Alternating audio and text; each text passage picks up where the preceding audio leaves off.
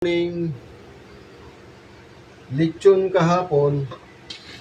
Ayan, lechon yan, yun. Ayan, buo. Ulo ng lechon. Maliit lang siya, de leche. Magkano to? 6,000 inano sa Bulacan binili. Ngayon, gagawin namin paksiw. Lechon kahapon. Paksiw ngayon. Hindi naman siya naubos. Kalahati lang naubos yung parting buntot. Ito may mga paa, oh. Dahil pang paa. Papaksiw namin. Lechon kahapon, papaksiw ngayon. Hindi rin naman ako kumain. Kasi nga, bawal na sa akin ang taba. Yung mga ano ko lang, anak ko, apo ko, yan. Sila nagkainan.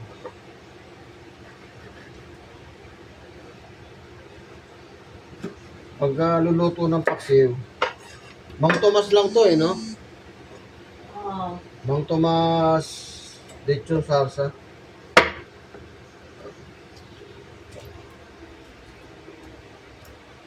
Lechon kahapon, paksiw ngayon.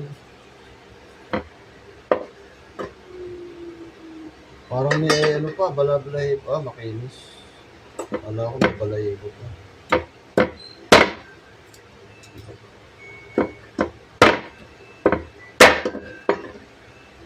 Our love and our devotion. Ito may ano, balahibo.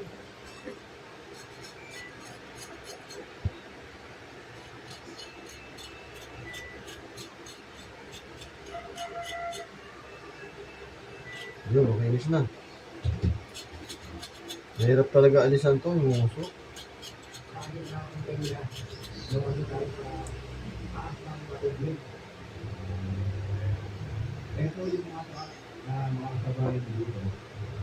Lechon kahapon. Yung utak dito, buo, no?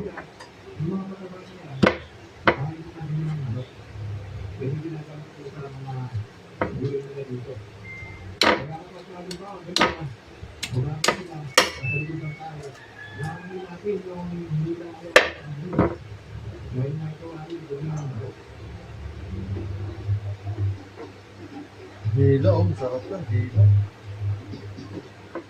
Estupado.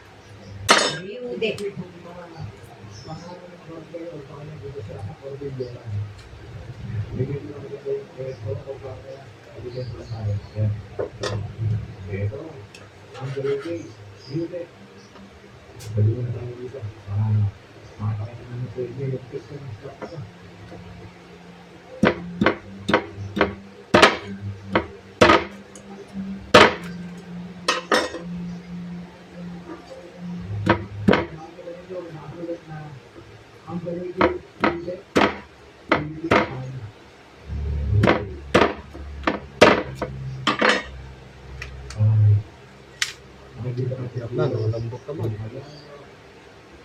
Ay, iwalay ko itong utak, sasama na. Sasama na, pampasarap to eh.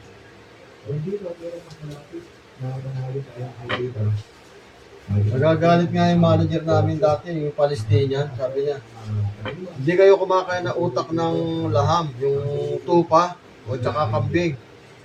Sabi niya, hindi niyo ba alam, yan ang ano, masustansya.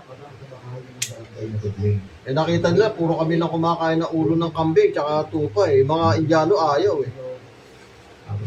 Tapos sabi sa kanila, oh, mula kayo, huwag na kayong nagbigyan ng ano, ng laman, puro ulo na lang. Natakot sila, kumain na rin ng ulo.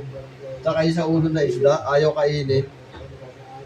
Sabi, puro binibigyan nyo sa Pilipino, mga ulo na isda ha. O sige, huwag na kayong makakakuha ng laman, puro ulo na lang kainin nyo. Kumain na rin ng ulo. Bandang huli, hindi na kami binibigyan ng ulo ng lapu-lapu eh.